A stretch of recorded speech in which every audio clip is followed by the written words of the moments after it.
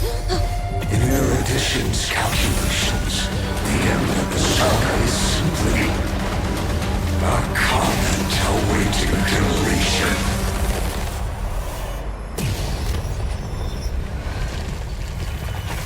I don't like such a cold statement, okay? If numbers can decide the end of a story, then we can surely also pen a new beginning.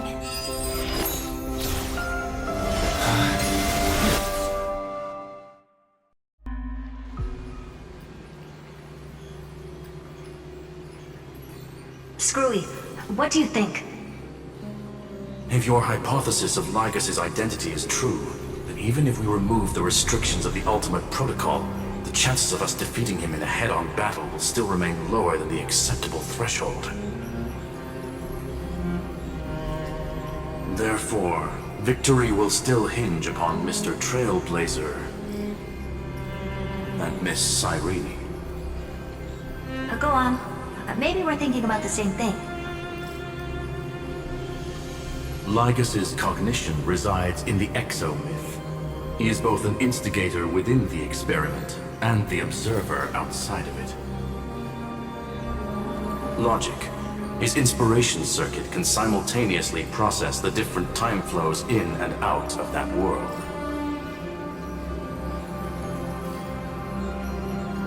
That's where things get tricky.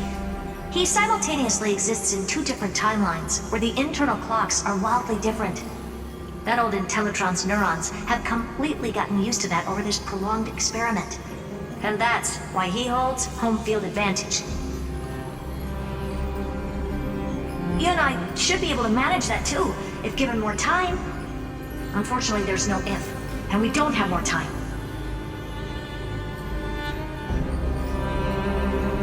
That's why we need to change our way of thinking and turn his advantage into a weakness. The key lies in memories, right? Oh? You caught on quick. You've already mentioned my friend and I, so it's an easy connection to make, no? My intuition has always been very on point. Good. Then I'll cut to the chase. Since his thinking speed far exceeds that of normal people within Amphorius, we are going to externally plant a memory into his inspiration circuit. Then, command it to loop endlessly until he gives in. Even the most flexible and sturdy inspiration circuit cannot withstand the traffic of a full-on information flood. When the amount of information exceeds his cognition filter's capacities, he will have no choice but to focus on processing this memory. That's when the parallel processing advantage he gained via Amphorius will completely destroy him. An image from a person's memory played in real time might only be a second for us, but for him in Amphorian time, it could be millions or even billions of calculations. He won't be able to do anything but watch as he's locked into this prison forged by memories. Then we can entrap him in the same kind of cycle as the heroes were in, and get him to experience loneliness and pain in that endless recurrence. It's my greatest honor to be on the same page as the geniuses. That little one is still in that old Intellitron's hands, and won't be able to respond to us anytime soon. But I don't think he'd refuse, so it's up to you to figure out how to execute this plan. I'm not sure how this happened, but I knew it as soon as I saw you. You are currently a mimetic entity of the remembrance. Yes, I seem to be something you folks beyond the sky call a memo sprite. But that's fine by me. It suits me perfectly. I can serve as the vessel of memories, and do my part for the final battle. But before that, we have to tell you. The path characteristic you exhibit is very special. There's no way you're just a simple memo sprite. However, I'm sure about one thing. You are a mimetic entity born in Emporius, yet you only awakened with the Little One's arrival, and only matured as he embarked on a path of remembrance. That means your existence is completely attached to his memories. If there ever comes a day when he forgets about you for even a few seconds, or loses his last connection with Emporius, then you must be prepared for the worst.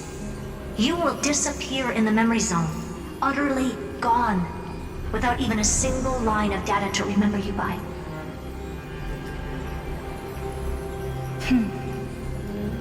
But that's already happened, hasn't it? No wonder I've always had a weird hunch. But that also means I was right in thinking.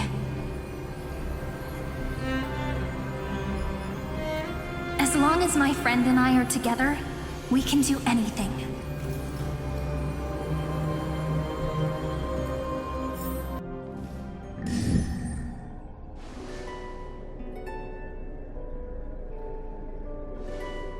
Long time no see, friend. Did you miss me while you were away?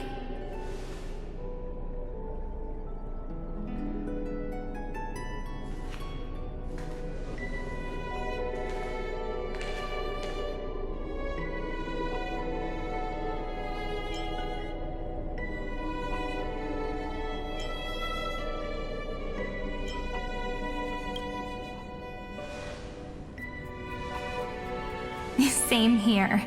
I've been waiting for you for 1,000 years. Like how everyone in Emporius was also waiting for the Deliverer's return.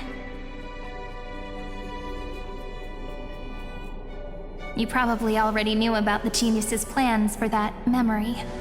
I had to hide really well in a corner in time so Lygus wouldn't find me, and wait for the right opportunity.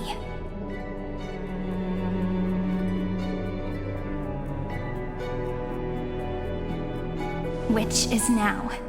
The moment when his manifestation in this world is destroyed, and his twin timelines are intersecting.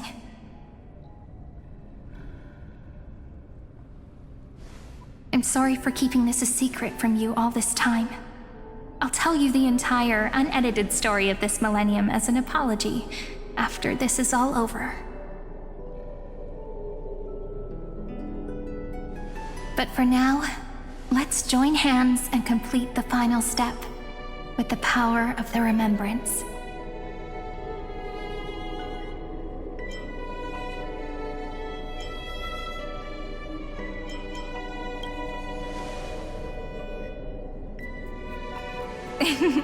Yep.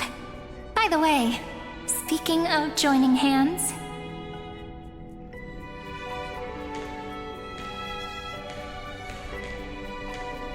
can I please do something before we go on stage?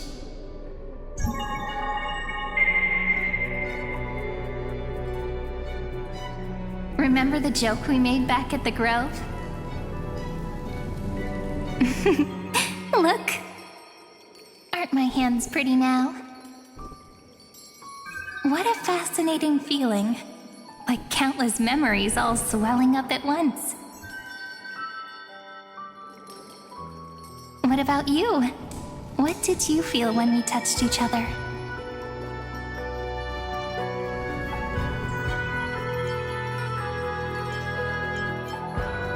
Really? That makes me really happy. If memories can move people, then it must have been a happy memory, right? Now, please remember what you're feeling right now. Write it down in your heart and keep it there. Memories you want to treasure will never fade away. Even if immersed in the long river of time, these memories will still leave traces of their existence. So, if the view in your memory ever grows fuzzy, just reach out and touch it. It's like reading bedtime stories together at night. It wipes away the chill of passing time, sharpens the outline of memory, and restores its power to nourish the spirit. Now, I'll carry this power with me, and for a little while, I must part from you. as I step into the long cycles of this world. Give me your blessings, friend. Then, let that bright future be as we have written. Then, I'll leave it to you.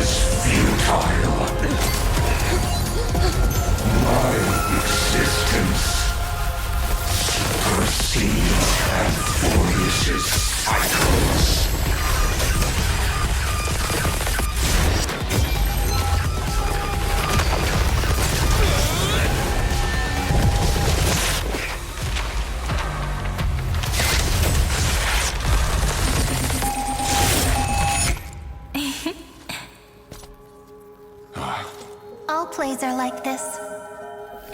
Once you're on the stage, it's hard to return to the audience. Welcome to our story. How does it feel?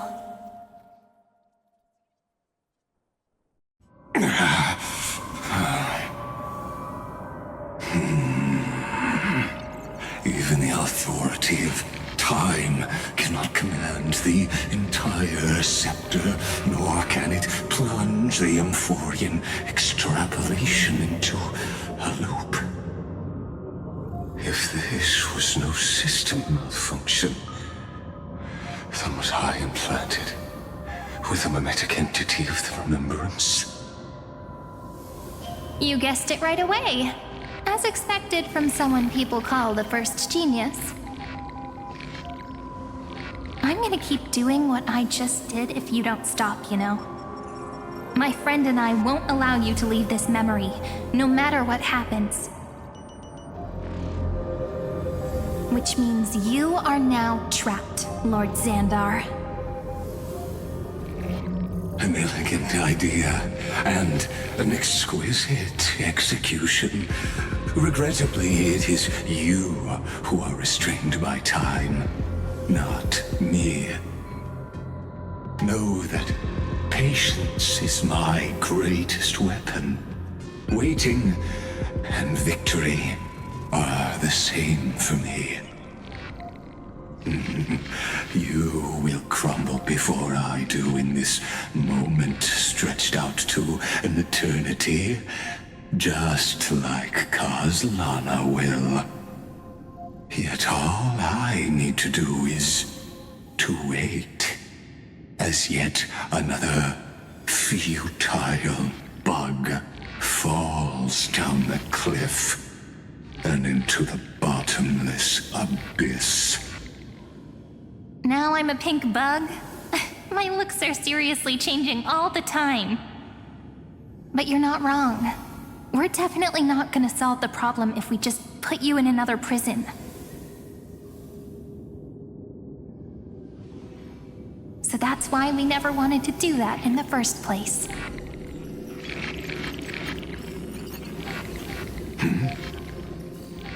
I shall answer your confusion purely out of my respect for those who came before me. Have you heard of the synesthesia dreamscape in the Asdana system? Interestingly, that place once had a prison too. Life forms living in that environment, abundant with memoria, have a chance to connect their perceptions with each other's. Even across great spatial divides, they're able to detect shifts in one another's states.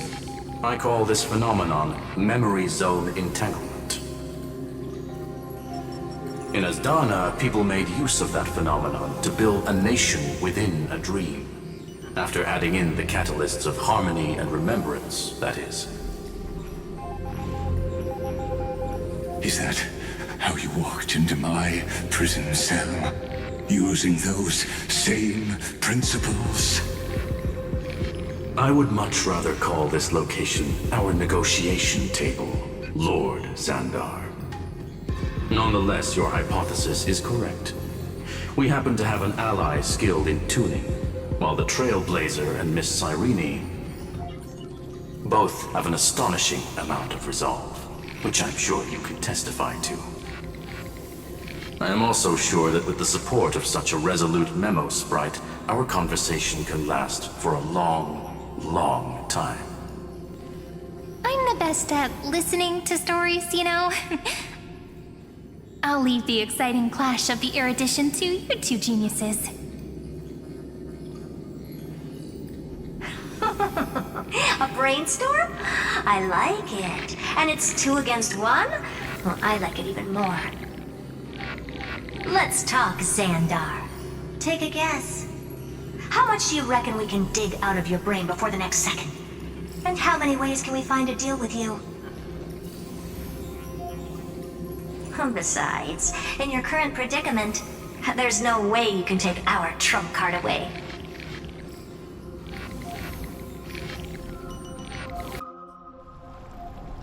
Go, little one. Go. Overturn the Era Nova. Lygus disappeared? It seems you had conducted a secret hunt in the depths that even I cannot reach. In that case, go. Swim onward and give this campaign a fitting end. I shall send you off with my song, Greyfry. May this song penetrate time and become the prelude to the new world.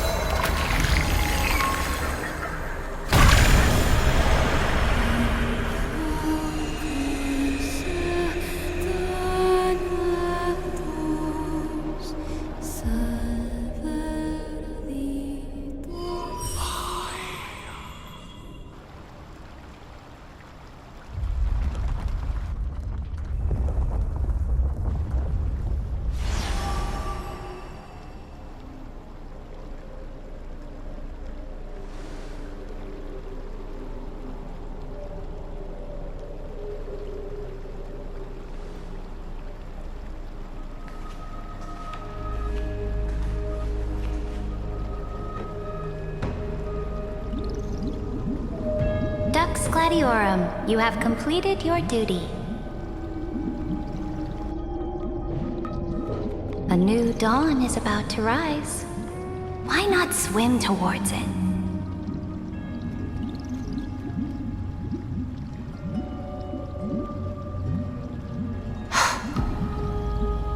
You died long ago, Imperator. Depart from my mind. But your duty towards the Imperator did not die with me. That duty will bind you no more. You will be able to hold for yourself one grandiose feast after another in the endless days to come.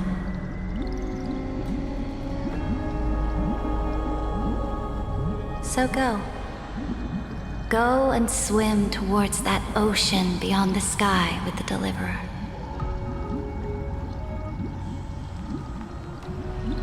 Is this? A page out of that sidekick's book. I commanded her to gift this page to you when everything finally reaches the end.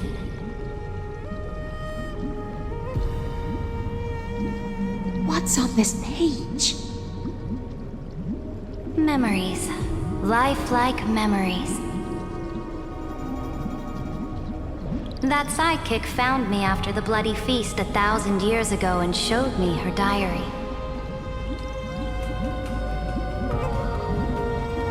I saw within that notebook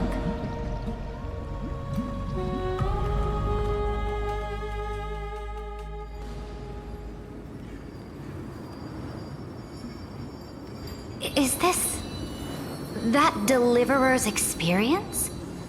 It's truly immersive. People beyond the sky apparently utilize this power to seal past scenery into crystals they call light cones. But I only know so much about the remembrance, so I can't completely replicate the past. But I'll do my best to talk about the missing parts.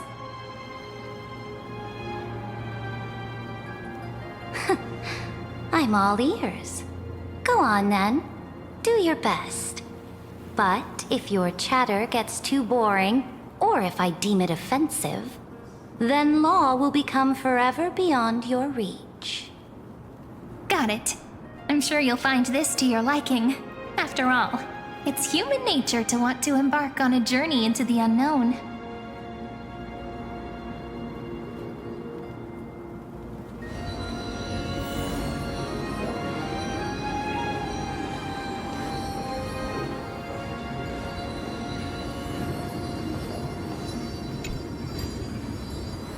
What brightly colored annals.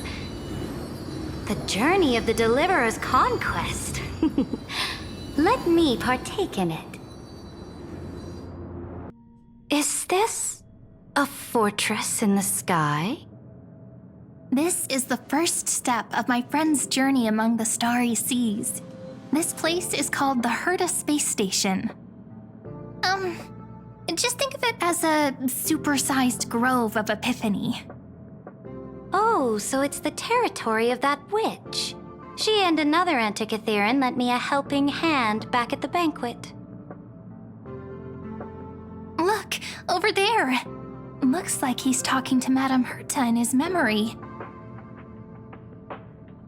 Let's go listen to what she thinks about this world, all constructed by eons and paths. Are you telling me that woman is Herta? She seems shorter than I remember.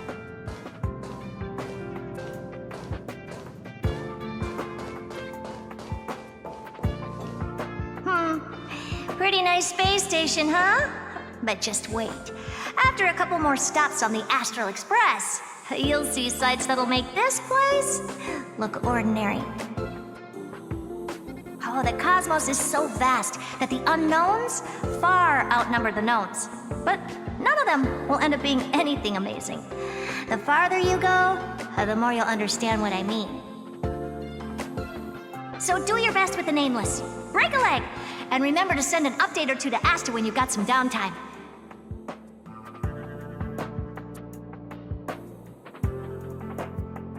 She certainly shares my way of thinking. Only that instead of a conquest through blood and fire, they chose a gentler path. People call Madame Herta and Mr. Screwlum geniuses.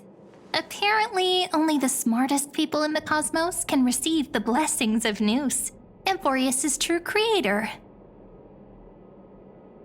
Do you mean that even individuals of such nobility are merely subordinates to a god? On the contrary, after all, it was the very first of them who created the god. But I don't really know all the details about that. You might be able to ask Madame Herta herself when you get the chance.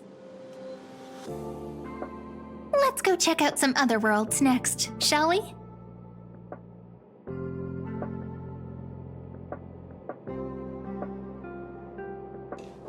Oh, the cosmos is so vast that the unknowns far outnumber the knowns.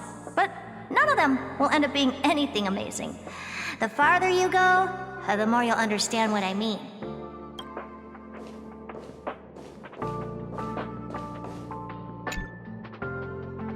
This next stop on the journey... has a lot of similarities to Amphorius. A snow-covered land? Interesting. This star is named Eurillo 6. That name sounds so cold. Belobog sounds better. The girl we see here holds a similar station to you, Imperator. She's the supreme guardian of this world, a leader who took up the mantle of government during a disaster. I did not expect the Empress of this world to be so young. Well, your appearance isn't much older. The object in the distance resembles Nikador. Is it a weapon? No, it's called... Right! The Geological Reconstruction Unit. Just Giorios' Titankin? Disappointing.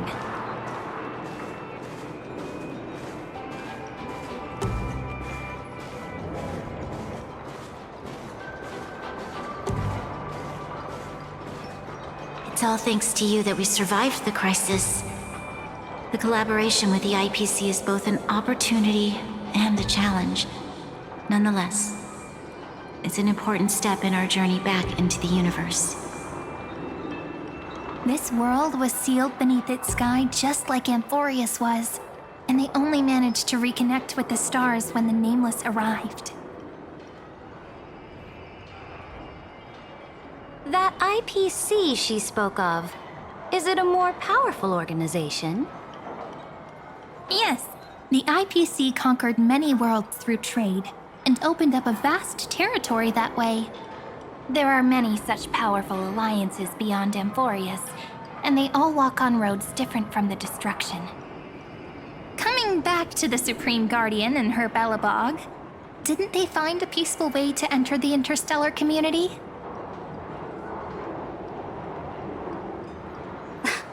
That cannot be true. That IPC would never have grown so big on trade alone. It may pretend to be a wealthy merchant with clean hands, but I am willing to bet that it grew fat on gory oppression and bloodshed. Its path of conquest must have had no mercy for the weak and would have destroyed them if needed. Are you telling me that this snowland never thought about tossing its dignity to the wind and kneeling to the IPC? I will not believe it. I will never allow the Imperator's empire to be sullied by others. Amphorius must become a power so strong that no interstellar foreigner would dare to look down upon us. Imperator, Belobog isn't as weak as you imagine. Listen. I indeed hesitated, but now I understand what we must do. Belobog must learn how to walk on her own until she no longer needs the support of others and can stand on her 2 feet among the stars. Even if I may not live to see it, I believe such a day will surely come. They still have their dignity intact. One day, that hope will melt through the ice and help them into a prosperous tomorrow. But the order of the cosmos is already set in stone. The old laws decree that only the strong survive, binding the weak in an unbroken chain until they wither and turn to dust.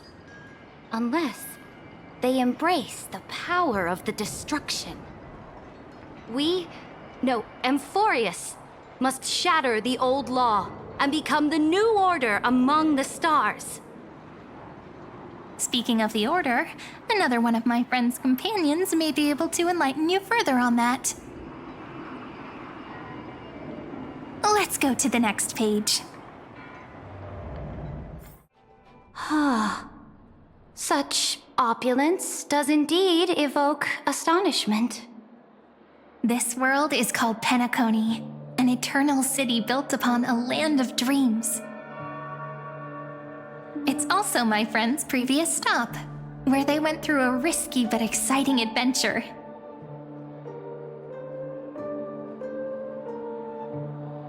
Tell me about it then.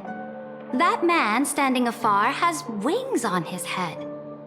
I am truly curious. I wish to gaze upon the views of the Reverie Hotel one more time. I'll be just a traveler when I come back here again. And perhaps, through a traveler's eyes, even the things I once knew so well will feel strangely different. Penacony is a land of the harmony, where all dreams and hopes merge and combine. It believes in unrestrained freedom, and that's how it lost itself in shallow delights. Then, this young man before you chose to rewrite its laws, using the power of the Order, hoping to shape a dream-bound paradise of perfect happiness. Yet, the paradise of my dreams remains far away. Perhaps a brief journey with the Nameless can show me more possibilities in my search for paradise. As for what Penacony should look like, it'll be up to her. No, up to their trailblazing now. Oh, it sounds like this ideal kingdom is no more. That's right. The people chose to wake up at the end. You can't see tomorrow when drowning in sweet dreams. This individual's law acknowledged only gods and constructs, leaving no space for humanity. And yet, the fact that he could accept defeat and resume his journey shows a rare self-awareness and clarity of mind. You are also very self-aware, Imperator. Then you must know that the world promised by the destruction also has no place for humanity. I am indeed very aware of Lycurgus's honeyed words of deceit. I have seen enough. Take me back.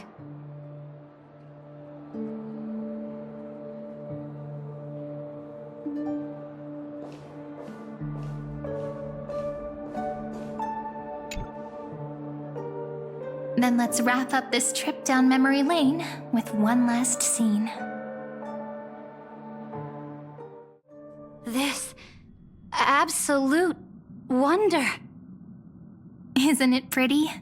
That's our Emporius. Our world flows and meanders in this endless band of light. Though we were born from the designs of the gods and are not yet truly alive, the Chrysos heirs of Emporius still chose to stand against fate and carved a legend no different from that of humankind. Will you really renounce the heroes in this world's previous 30 million cycles, Imperator? Including even yourself? Will you bow to brutal destiny and allow that puppet master named the destruction to have their wish? I know what you want to do, sidekick. You want to use that deliverer's memories to influence me and tilt the scales of law toward him and the two geniuses. You really saw right through me, Imperator. How can one rule an empire if one is incapable of understanding people's minds?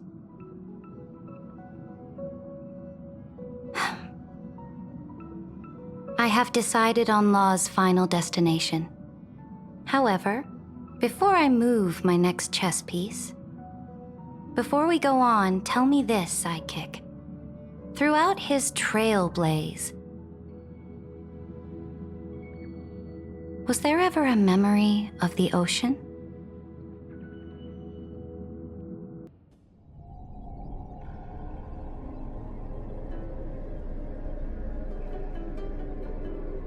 The trial is over. So tell me, who will own the divine authority of law? I won't give it to anyone. What? I am the law. Why should I give my imperial crown to any other?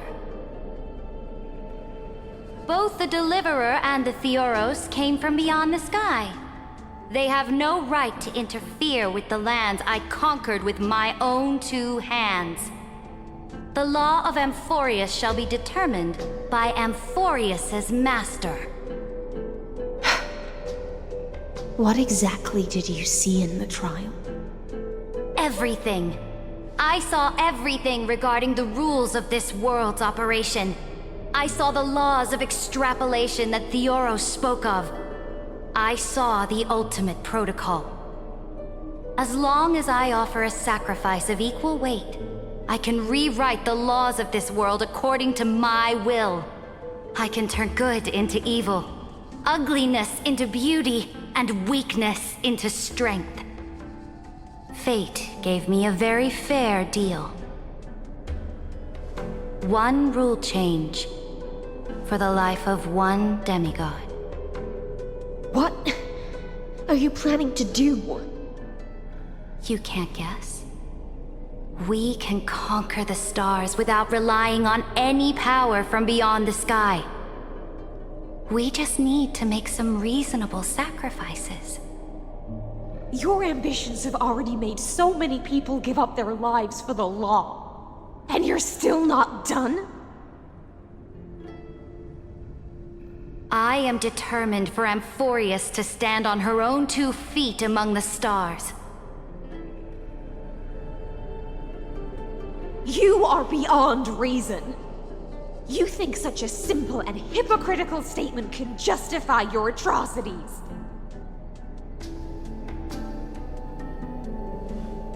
There's no new without destroying the old. That's what you consider an atrocity? Ironic, for that is also the unchanging law of Amphorius's revolutions. Ever since the Flame Chase prophecy resounded in the distance, fate has decreed for the Chrysos heirs to ignite our blood and illuminate this dark age. People would still be puppets of the old dynasty if it weren't for my conquests. But your world doesn't seem to be any different from your predecessors. Bloodshed, tyranny, oppression. You're making the same mistakes they did. Go and see everything for yourself. Go to any library I've built. Go listen to the rumors on every street corner. Go and witness how the Imperator crushed the old laws and forged new ones. Go and see what my conquests brought to this world. I cleansed the Chrysos War's filth and mended all the conflicts left by the Era Bellica. I restored Akima's might and allowed mortals and Chrysos heirs to face each other as equals in the Council. I punished all sins and rewarded all achievements. I smashed Talantin's shackles, united humankind to save themselves, and started the Flame Chase era. That's what the Imperator has done in her glorious life. So now, hearken to my final words. History will eventually forget Saridra. But it will never forget the Imperator's people or the Flame Chase era she began. Final words?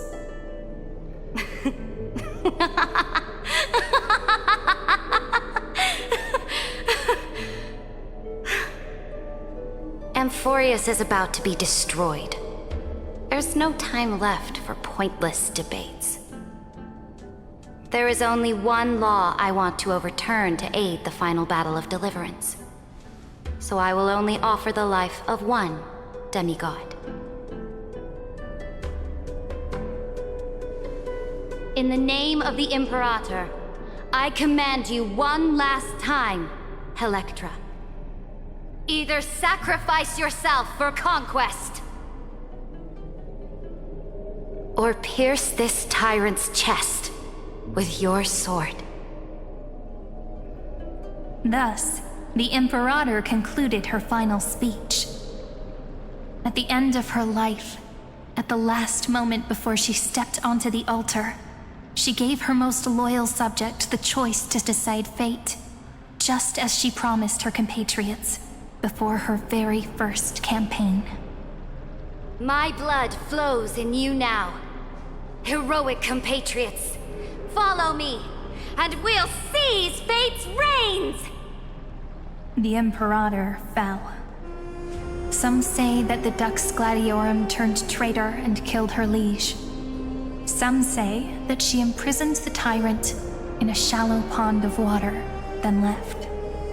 Which meant the Imperator had to kill herself to rewrite the law. There are countless stories about her death. All we can be sure of is when the knight left the vortex, the Imperator was still mumbling about their past conquests together. The beginning and the end of her existence. Imperator, wait! How could someone of your status come to the front lines? Let me be the flag bearer! The troops defending the pass to the west of the grove, have they surrendered? They ran as quickly as they could when they heard your name. The Golden Cocoon Pass is now in the First Legion's hands. Good. What about the Delosian militia? The Third Legion set fire to the mountains and flattened everything west of the basin. They just need a few more days. That is enough. We cannot afford to miss an opportunity for victory. Lastly, how many Laydonian cannons are left? They are no more. The 2nd and 4th Legions have destroyed them all. Very good. They now have no way out, no reinforcements, and no artillery support. We will be able to liberate the Grove of Epiphany in the blink of an eye. We will launch the final charge 1 quint after the curtain fall hour tomorrow. Remember, as long as the Alliance's flag still flies on my shoulders, you must keep moving forward. Take no prisoners among the enemy's soldiers. All sages who resist are to be captured and tried according to martial law. And do not destroy any books. Now go! Notify the entire army. Understood! Those who are resolved to die, we salute you. Reporting in. The mountain dwellers are resisting fiercely, and the legendary Mountain Breaker has personally engaged in battle. Their formations are nigh impenetrable.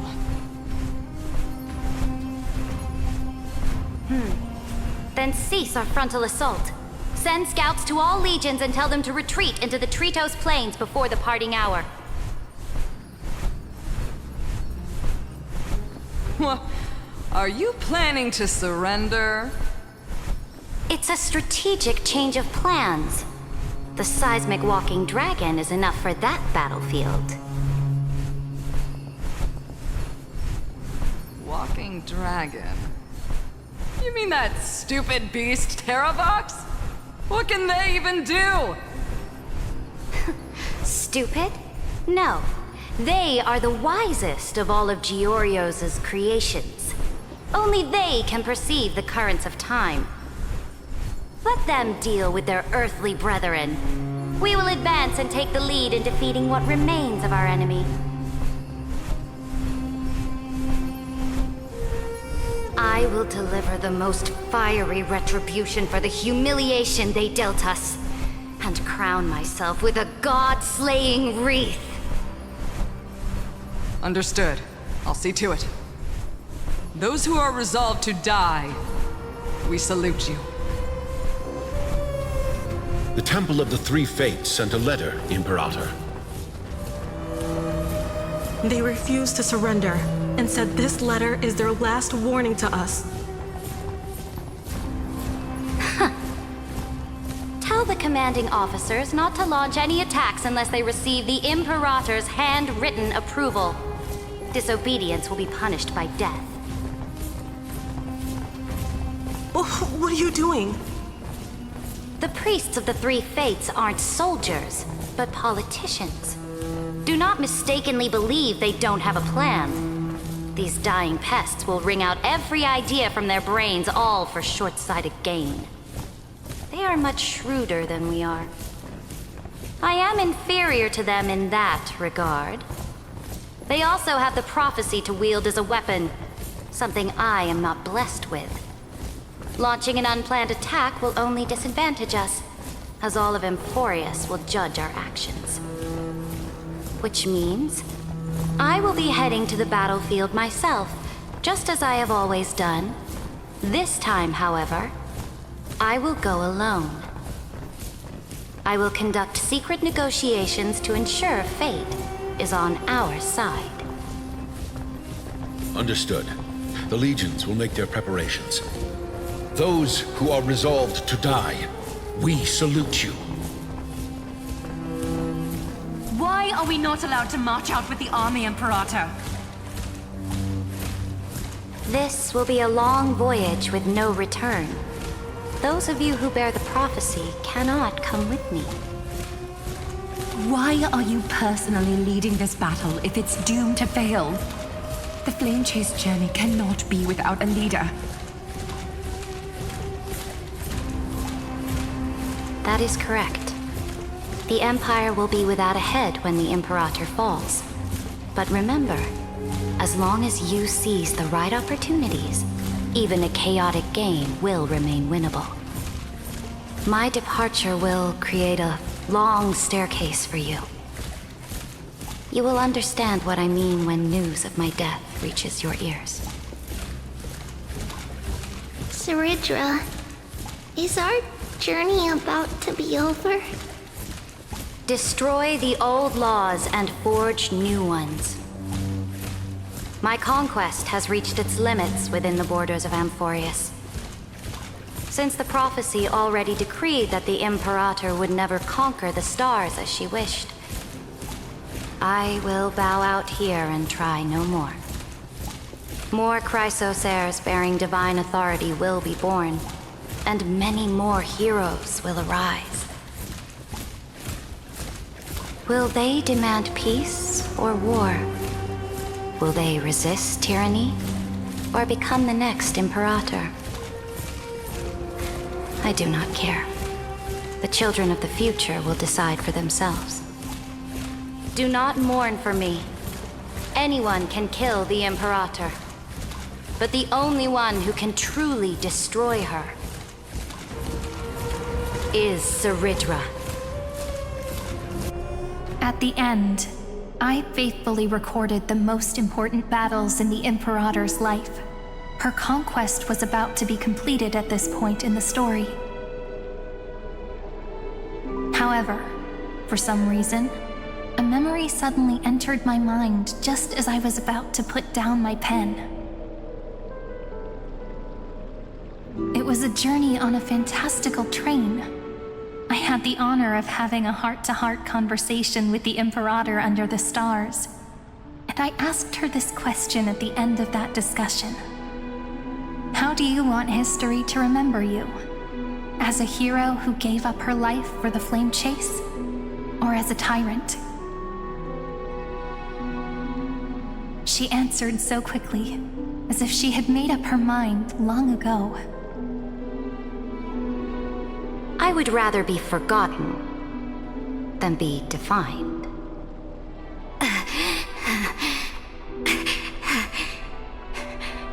Because the law can be neither eternal nor unchallenged. And only humanity can pen laws into history's pages. Now, I have shattered the greatest law of Amphorius. The game is nearing its end.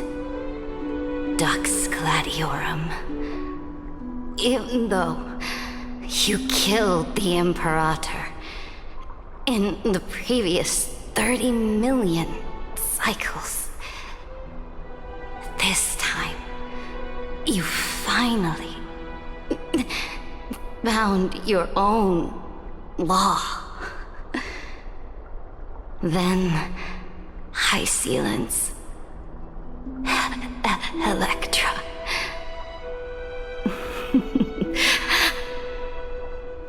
I will ask someone to deliver the prophecy's ocean at the boundaries of this world to you.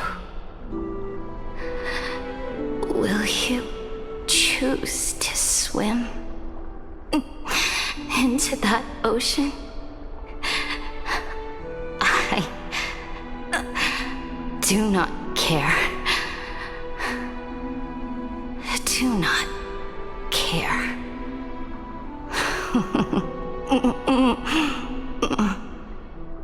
The Imperator muttered about her conquests, and news of her death spread in the city.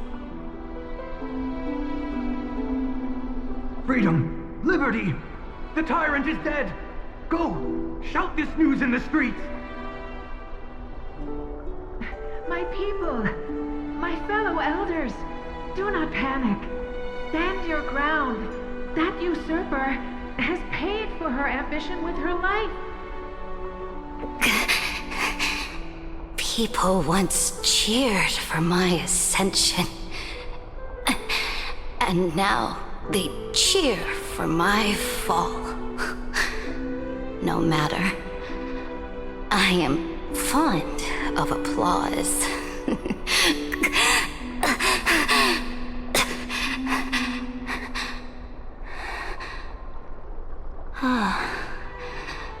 I see the cosmos, the battlefield that I cannot reach. I will return in the next cycle. The stars will hear my legion's war drums, hear the great name of the Imperator. Here, Amphorius's Sered.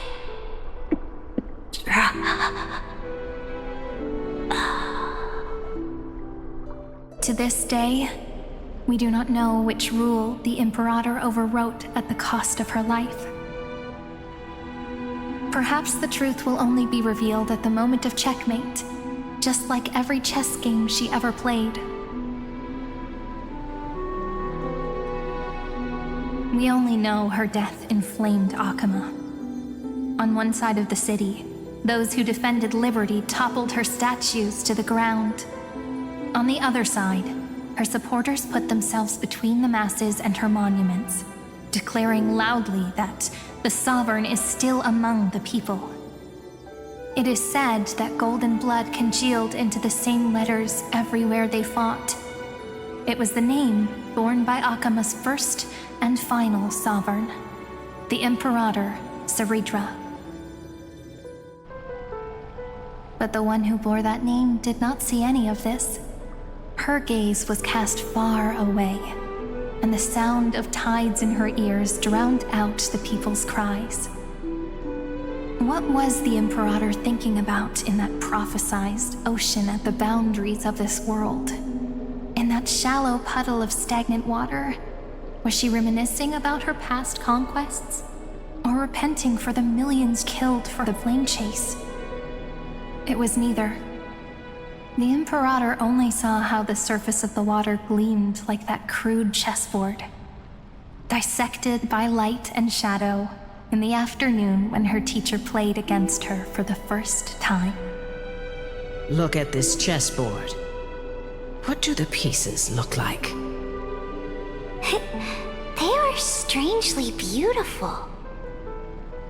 They look like the stars in the night sky ablaze.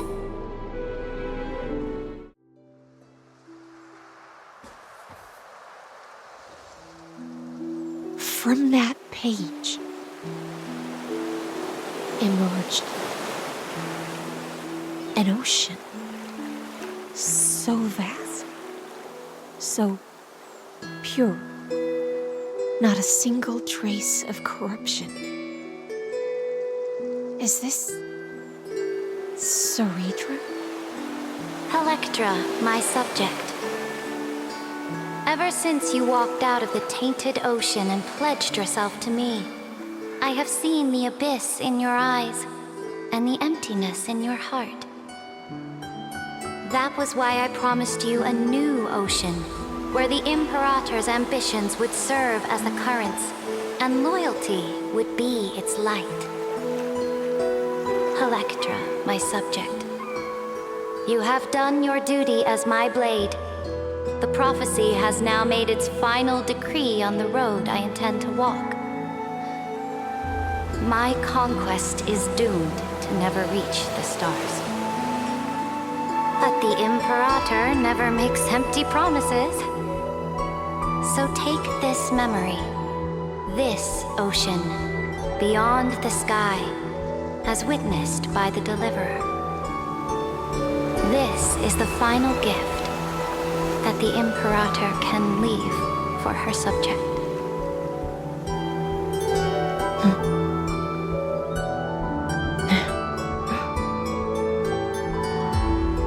When I was still a fish in the ocean, I always felt so genuine swimming through the waters. But once I stepped onto land, I found myself caught in a play. Every land dweller wore a mask in their life. So I, too, donned a costume and tried to find my role in this show. I became your blade in war and the violin strings at banquets.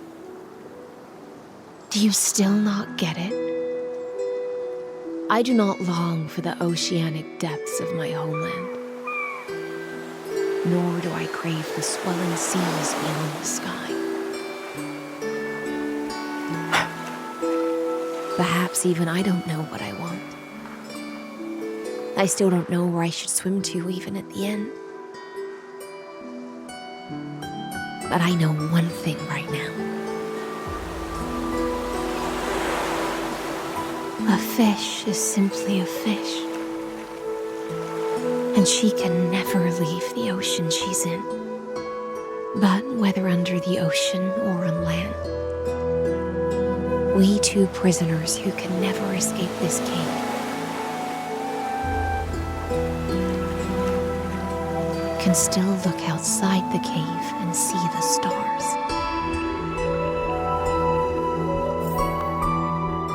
I have to admit, the 12-factor simulation of life in this experiment has far exceeded my expectations. Make your choice then, Senior Society member.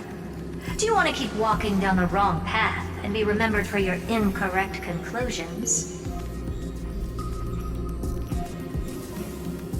Or do you want to return to the audience's seat and give yourself, Amphorius, and the entire cosmos a more fitting end? I must refuse. A dead man never fears death. Did I not make myself clear? Have you forgotten about our dear Lord of Silence? You wouldn't want her to consider your 8 other clones as cancers within the erudition and chop them all up, would you?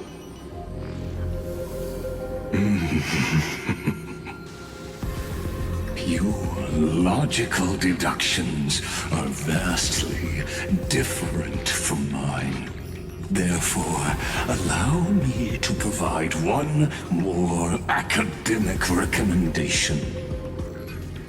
Listen, my peers. Why don't you look beyond this world, just as the Chrysos heirs did? Re-evaluate your calculations and take into account all enemies in the upcoming war among the eons. Amphorius is not a place where 3 paths entangle, but where 3 paths fight to the death.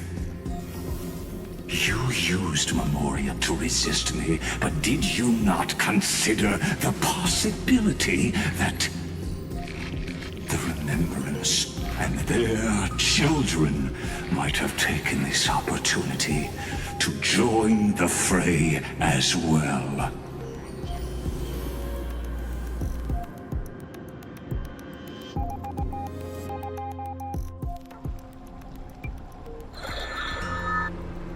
Oh, so this isn't just silence.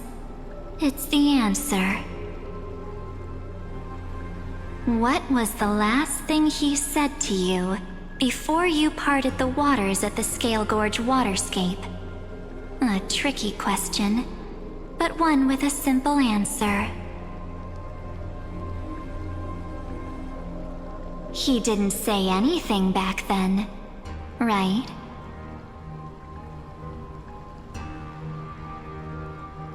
That's correct.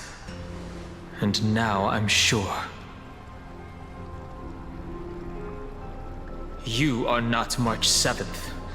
There's no way she would remember that detail.